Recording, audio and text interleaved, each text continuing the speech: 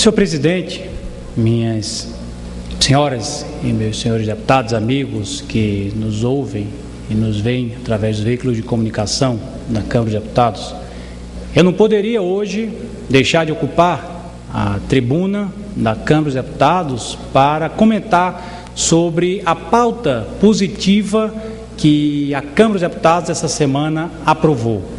Nós tivemos uma pauta de grande importância, deputado Manel Júnior, no momento em que nos reunimos aqui nesta casa para aprovar a medida provisória 474, que se referia ao valor do salário mínimo em 2010, estabelecendo o valor de R$ 510 para os trabalhadores brasileiros.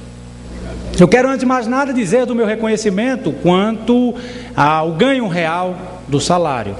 Mas, por outro lado, é claro que aqui nós temos que, a cada momento, valorizar o setor produtivo, valorizar os trabalhadores do nosso país e buscar o cumprimento das promessas feitas aos trabalhadores e o máximo do valor do salário.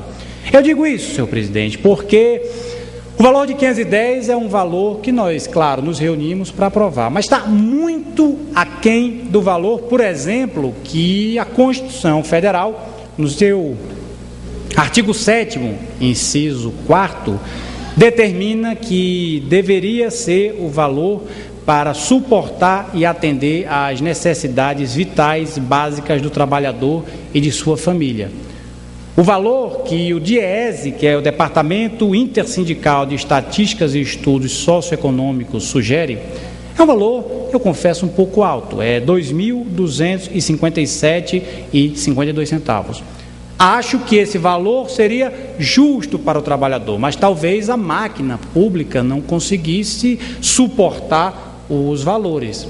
Mas já que o governo federal não pode sugerir, não pode autorizar, não pode pedir que a sua base aprove este valor, por que não cumprir as promessas feitas ao trabalhador?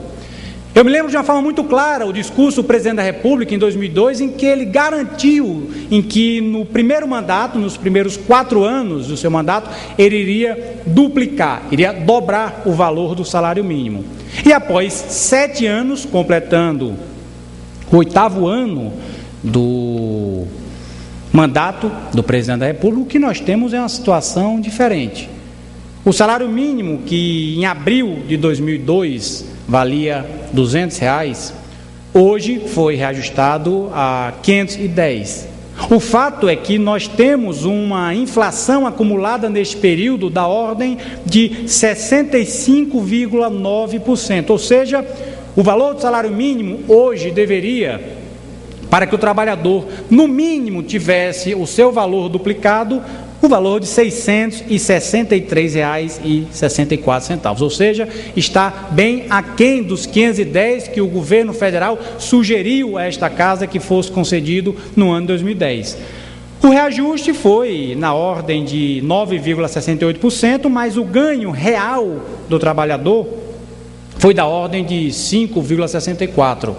Eu, inclusive, quero aqui comunicar a esta casa de que eu fui autor de uma emenda apresentada à medida provisória 474, que sugeria uma solução para o ano 2011. Nós aprovamos aqui no passado o PL 01/2007, que tratava da política de valorização do salário mínimo entre os anos de 2008 a 2023. A regra estabelecida pelo aquele projeto de lei era que nós pegaríamos a cada ano o valor do INPC, ou seja, da inflação, e somaríamos ao aumento do PIB de 2 anos anteriores. Ou seja, no ano de 2010, nós pegamos o INPC acumulado no ano passado, mais o PIB de 2008. Quando nós chegarmos em 2011, senhor presidente, nós teremos que pegar a inflação, o INPC do ano 2010, mais a inflação, o aumento do PIB de 2010, aliás, de 2009, que foi menos 0,02. Ou seja, nós não teremos um aumento real no salário mínimo trabalhador. Nós teremos apenas a reposição da inflação. Eu apresentei uma emenda, o relator da matéria não acolheu a minha emenda, disse que não havia suporte financeiro para o acolhimento da emenda, e eu fico curioso em saber como é que o trabalhador brasileiro irá ter a sua valorização do salário mínimo garantida se o relator da matéria não acolheu a minha emenda que sugeria que ele pegasse o PIB de 2008. Se nós formos pegar o PIB de 2009 é menos 0,2, nós iremos apenas repor a inflação do período, ou seja, não irá haver nenhum ganho real do trabalhador. Então, sobre a medida provisória 474, era isso que eu queria dizer, parabenizando essa casa, mas deixando claro aqui, pontuado, que na minha opinião e na opinião, acredito, do Presidente da República, que garantiu que queria duplicar o valor do salário mínimo, ele está aquém do que nós gostaríamos de conceder ao trabalhador. Outra medida provisória que foi aprovada foi a medida provisória 475, que tratava do reajuste das aposentadorias daqueles que ganham acima de um salário mínimo.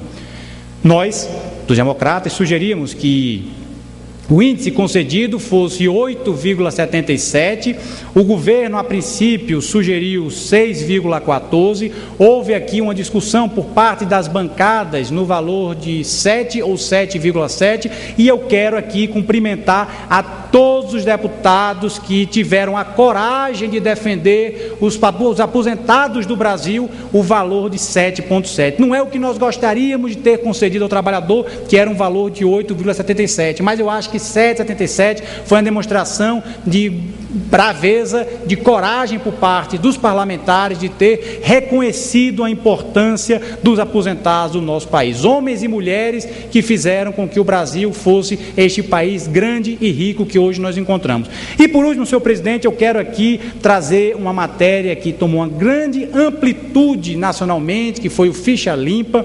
Eu me refiro a uma matéria, o PLP 518/2009, que recebeu algo em torno de 1,5 milhão de assinaturas coletadas pela CNBB em toda a parte do Brasil. Mais de 2 milhões de assinaturas digitalmente foram colhidas, ou seja, eram mais de 4 milhões de assinaturas em que estiveram como apoiamento do projeto. E esta casa teve a coragem, atendendo ao anseio popular, a bravura de colocar na pauta, e nós aprovamos na semana. Falta, claro, aprovar as emendas do projeto, mas o projeto que impede que políticos ou cidadãos que tenham condenações em segunda instância, ou seja, em órgãos colegiados, sejam impedidos de se candidatar. Eu acho que isso era um anseio da opinião pública, e eu acredito que isso também é um desejo desta casa, um desejo de todos os políticos do Brasil, sejam eles deputados, sejam senadores, sejam governadores, prefeitos, vereadores, enfim,